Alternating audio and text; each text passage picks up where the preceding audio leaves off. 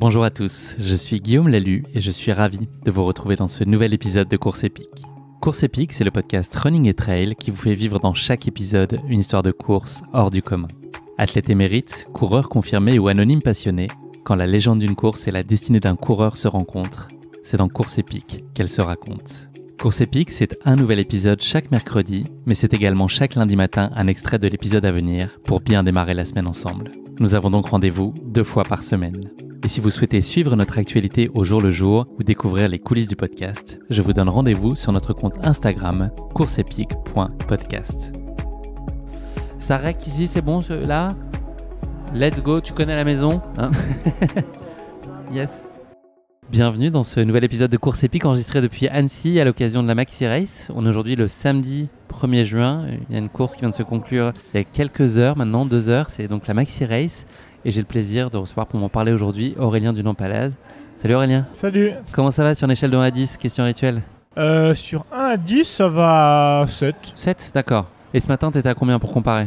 Avant le Ce départ matin, j'étais à 9, 9,5. D'accord, donc t'as un tout petit peu baissé, c'est la fatigue. Oui, forcément, c'est les jambes un peu fatiguées, quoi. Mais c'est pas la tête, c'est pas le ça plaisir. Va. Non, ça va, oui. Parfait. Aurélien, donc on va parler aujourd'hui de la Maxi Race. Tu as terminé 3e de la course derrière Mathieu Blanchard et Thibaut Garivier, 9h28 pour faire cette jolie boucle autour du lac d'Annecy. Ton rapport à la course, tu joues à domicile, t'es pas très loin, j'avais la chance de venir chez toi il y a pas très longtemps. Ça change quelque chose? Ce qui change, c'est que je connais le parcours par cœur et pour... tout avouer, j'arrive presque à me lasser du parcours là. C'est magnifique, j'adore. Mais par exemple, la montée aux Semnoz, j'habite vraiment dans la montée, moi, enfin au pied de la montée Semnoz. Et je l'ai faite X fois. Et ce matin, première partie, 2 premières heures, j'étais presque un peu lassé. J'attendais la suite tellement que je connais le parcours. Mais t'as pu voir si t'avais oublié d'éteindre ta salle de bain, la lumière de ta salle de bain en passant au loin. Mais non, seule différence, c'est ça, c'est que je connais le parcours par cœur. Mais sinon, ça me crée pas du stress ou quoi que ce soit. J'ai mes proches qui sont à côté, c'est quand même plutôt sympa pour ça, quoi. Ton sentiment, toi, sur le parcours, en tout cas sur le papier, sur la distance, est-ce que c'est un format qui te va bien? En fait, c'est un format qui commence à bien m'aller. Je manque un peu de vitesse, de qualité pour vraiment jouer les premiers rôles ou aller plus vite.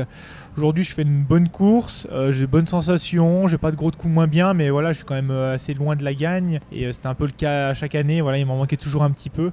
C'est un rythme un petit peu trop rapide pour moi souvent. Alors après, je fais pas forcément en sorte de m'améliorer sur ce point de vue-là, donc voilà, pas d'inquiétude. Pas d'attente, pas de déception. Ouais, c'est ça, exactement. Non, c'est des sensations qui sont plutôt bonnes pour une course de reprise de saison, donc je suis content. Si on la place, si on lui met une petite lettre en termes d'objectif, c'est pas précisément un objectif A, en gros, la Maxi Race, c'est une petite course. Ouais, tout à fait. Ouais, comme chaque année, en fait, tout le monde. Cette année, il y avait vraiment un beau plateau, donc ça motivait particulièrement, mais j'ai rien fait de spécial pour me préparer plus que les autres années. Et ouais, non, c'est pas l'objectif A. Je prépare maintenant vraiment les formats 100 miles en priorité. Comment il s'est passé là ton printemps, ta sortie d'hiver et de printemps? Qu'est-ce que tu as priorisé, tu as croisé? Enfin voilà, comment tu as construit un peu ces dernières semaines pour arriver jusqu'ici? Alors d'un point de vue sportif, un peu comme chaque année, c'est-à-dire que j'ai rangé les skis. Alors cette année un peu plus tard que d'habitude même, parce qu'après la Pyramenta, j'ai enchaîné sur le Tour du Rutor. Et ensuite, j'ai un peu soufflé, j'ai profité un peu des vacances. Et puis pour la première fois, je suis rarement malade, mais j'ai enchaîné des petites angies, des nez qui coulent un petit peu, une gastro, un peu tous des petits problèmes comme ça qui m'ont un peu empêché de m'entraîner vraiment comme je voulais par moment. Et je pense que c'était lié à ma grosse saison de ski de rando. Le corps avait besoin de se reposer, donc finalement j'ai réussi à... Plus que les précédentes? C'était une saison plus chargée en ski de rando? Ouais, j'ai fait un peu plus de 150 000 de dénivelé positif, alors que d'habitude je suis plutôt sur 100, 110 000, donc j'ai vraiment mis... l'accent sur le ski cet hiver encore plus. Et du coup, les sensations course à pied ont mis du temps à venir. Elles sont arrivées là il y a 2 semaines, donc c'est même pas 10 jours, je dirais même. Il y a 2 semaines, c'était pas encore top. Donc voilà, c'était... Tu sens vraiment une bascule très notable ou c'est quand même très progressif et tu vois que ça va de mieux en mieux et puis à un moment là tu te dis ok, je commence à retrouver en fait, il a fallu un moment forcément s'entraîner quand même des sorties longues pour préparer quand même la Maxi Race, quand même, qui fait 94 km cette année.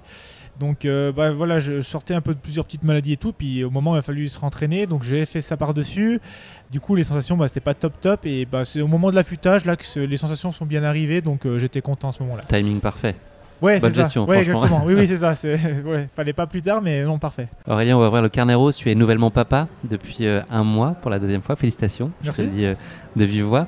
Ça a impacté dans quelle proportion là justement ces toutes dernières semaines, positivement j'imagine d'un point de vue émotionnel, mais pour le reste? Voilà, c'est ça, là j'ai parlé du point de vue sportif, mais le gros changement c'est qu'il y a un mois pile, il a un mois, le deuxième bébé est arrivé, donc forcément il a fallu ajuster le planning familial. Alors la grosse différence c'est qu'en fait maintenant je gère vraiment beaucoup plus le premier qui a même pas 2 ans, donc c'est encore un bébé mine de rien, il faut l'amener chez un nounou, donc voilà un petit peu plus de fatigue forcément, mais ça fait partie de la vie et je l'accepte entièrement. Avec quel niveau de confiance on peut se présenter sur une course comme celle-là, qui est pour toi une de tes premières références sur la saison? Est-ce que c'est possible de se dire, tu nous expliquais que tes sensations commencent à être bonnes, est-ce que ça veut dire que tu es en pleine confiance, comme tu pourrais l'être sur une course que tu as vraiment préparée depuis des mois et des mois, ou est-ce que c'est un peu plus incertain par la force des choses? Ouais, c'est un peu plus incertain parce que c'est un format qui, je le sais, me réussit un petit peu moins bien quand même. Voilà, j'arrive à jouer le podium quand même devant un coureur comme Baptiste Chassagne, mais j'arrive pas à jouer face à un Thibaut Garivier, face à Mathieu Blanchard qui eux étaient vraiment très près. Enfin, Thibaut, c'est vraiment son format, je pense. Mathieu était très près. Pour cette course, donc non, je suis arrivé, je dirais qu'une confiance de 8 sur 10, là où l'an passé à La Réunion j'étais à 10 sur 10 quoi. Ton sentiment là sur la start list, la densité en tout cas sur les 3 autres coureurs que tu viens de citer notamment, qui sont quand même, ça annonçait forcément un duel à couteau tiré. Toi ça te galvanise, tu essaies de mettre ça un peu à distance et t'es relativement indifférent à ce qui se passe autour de toi, et toi tu es là pour faire ta course et donc ça n'a pas d'influence sur la façon dont tu vas l'appréhender? Ouais, non, ça n'a pas d'influence honnêtement, je suis même content. En général, je fais des compétitions pour le côté compétitif, donc j'étais content de voir qu'il y ait tous ces coureurs-là, puis des autres outsiders, jusqu'à Doussard, je crois que j'étais encore 6 ou 7e, on était vraiment beaucoup avec plein de coureurs. Après, sur cette distance, il n'y a quand même pas de surprise. Au bout de passer les 4-5 heures, ceux qui sont partis un peu vite, ils le payent, on le voit à la ligne d'arrivée après, mais du coup on s'est retrouvé les 4 favoris annoncés à batailler, les 2 devant, et puis Baptiste et moi un peu plus derrière pour la 3e place. Tes aspirations là pour une course comme celle-là, c'est quoi? C'est une place, c'est un chrono, c'est des sensations, c'est retrouver tout ça? C'est sensations et chrono, j'aime bien comparer. L'an passé, c'était facile à comparer l'an passé avec l'année d'avant où c'était exactement le même parcours. Là, ça sera peut-être un peu plus compliqué, mais avec les moyens du bord, Strava et tout, Quality comme application, on peut vraiment le faire. Je pense que je suis allé, comme l'an passé, à terrain équivalent, parce que là c'était très gras. Je suis allé peut-être un petit peu moins vite au début, faudrait vérifier. Par d'autres endroits un peu plus rapides, et puis le parcours était quand même plus long, donc je vais regarder ça de plus près les jours qui viennent. Est-ce que, on l'a dit, c'est pas nécessairement ton objectif A, enfin ça l'est pas même.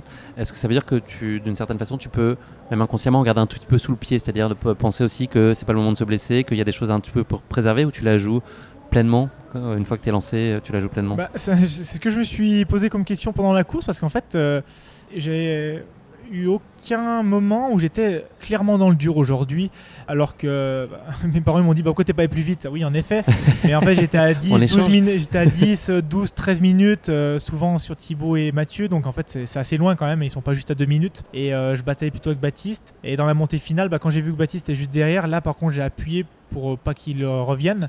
Donc voilà, je me suis adapté un petit peu à ce scénario de course. Et ouais, en effet, je voulais pas me blesser. C'est pour ça qu'aujourd'hui, j'avais fait le choix de partir par exemple avec des chaussures avec des gros crampons pour pas glisser, et quitte à mettre le côté amorti un peu de côté.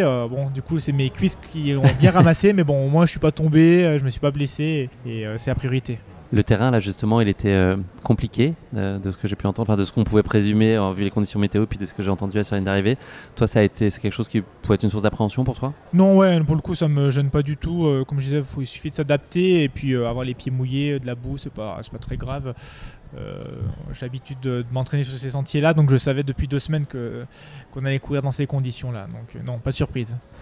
Le facteur X, ce qui aurait pu faire basculer la course en ta faveur, sur le papier en tout cas, en principe, où tu te dis demain, admettons ça va être mon jour, s'il se passe ça, si ces choses-là s'enchaînent bien, qu'est-ce que ça aurait pu être les éléments qui fassent que ce soit une course? Le scénario, là, j'espérais en fait à un moment donné que Thibaut et Mathieu qui se tiraient un peu la bourre entre eux, qui coincent un petit peu les deux. Alors souvent il y en a un qui coince, mais là finalement il n'y en a aucun des deux qui a coincé. Donc voilà, c'était la seule chose que je pouvais espérer, parce qu'à Doussard j'avais déjà 10 minutes de retard et l'écart n'est jamais passé sous les 10 minutes. Donc ils étaient quand même un petit cran au-dessus aujourd'hui pour que je puisse aller les chercher. Ça, c'est un constat que tu acceptes bien, facilement? Ouais, de toute façon il faut faire avec les forces du jour. Je voyais que je pouvais pas aller plus vite. Je bataillais avec Baptiste, c'était déjà bien. Par moments, j'arrivais à accélérer pour le lâcher, donc j'étais déjà content de ça. Et puis, comme je le disais, j'ai pas eu de mauvais passages moi, de gros mauvais passages, j'en ai pas eu, donc déjà sur ce point de vue-là, je suis déjà content. J'ai vraiment bien géré l'alimentation, l'hydratation, donc voilà, tout ça est validé pour la suite, encore une fois. Est-ce que tu peux nous raconter peut-être juste dans les grandes lignes un peu ta course, tu vois, les éléments clés, les moments forts? Je pense qu'à partir de Doussard aussi, tu as commencé à reprendre, regagner des places aussi au classement. Il faut nous donner un petit aperçu en quelques minutes de ta course. Le premier gros moment fort, en fait, c'est dans la première montée du Semnos. J'ai eu un petit passage à vide. Thibaut était juste devant, 10 mètres devant, avec un autre coureur. Et Baptiste et Mathieu sont passés vraiment en vite. Puis vraiment là, l'écart a vraiment grandi assez rapidement. Et je me suis retrouvé tout de suite 3 minutes de retard au premier ravito, je crois. Et ça a vraiment, jusqu'à Doussard, ça a qu'augmenté cet écart. Donc j'étais un peu dans le peloton derrière. Bon, j'avais prévu un peu dans mes plans d'essayer d'accélérer après Doussard. Alors ça, sur le papier, c'est toujours ce qu'on se dit. Je la connais par cœur, la montée de la Col de Farclas, mais du coup j'ai rattrapé Baptiste et là du coup on a bataillé ensemble. Et ensuite, après Montmain, j'ai accéléré un petit peu pour lâcher Baptiste. Et puis on était à 3-4 minutes d'écart et j'ai réussi à maintenir cet écart un peu jusqu'à la ligne d'arrivée finalement. Tu avais déjà eu un peu ces luttes avec Baptiste sur les sentiers? Eh ben non, je crois que c'est la première fois que je fais une course avec lui, probablement. Ouais, c'est la question que je me posais. Ouais. En termes de physiquement, t'as pas eu de pépins, t'as pas eu de maux de ventre, enfin, globalement les sensations étaient ok? Ouais, j'ai eu des petits points de côté par moment, mais non, pas de problème. J'ai vraiment eu mal à une cuisse dans la descente finale quand on courait sous le goudron. Mais bon, ça c'est un peu normal, c'est musculaire, mais sinon pas de gros pépins aujourd'hui, non. Ton sentiment à l'arrivée, t'as fait... je ne vais pas te paraphraser, mais je pense un peu l'idée, c'est que tu as livré le combat que tu pouvais livrer aujourd'hui avec tes armes. Ouais, clairement, c'est tout à fait ça. Je suis content de ma course. Je visais 9h30, je mets 9h28. Bon, ben voilà, je suis dans mes temps.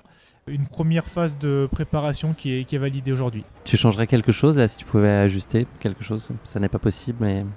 Aujourd'hui, alors si, la petite anecdote du jour, c'est qu'entre le Semnos et Doussard, j'ai perdu 2 de mes 4 aliments que je devais manger. Donc j'avais 4 aliments à manger, j'en avais plus que 2. Enfin, au moment où j'ai voulu prendre le 3e, il n'y en avait plus.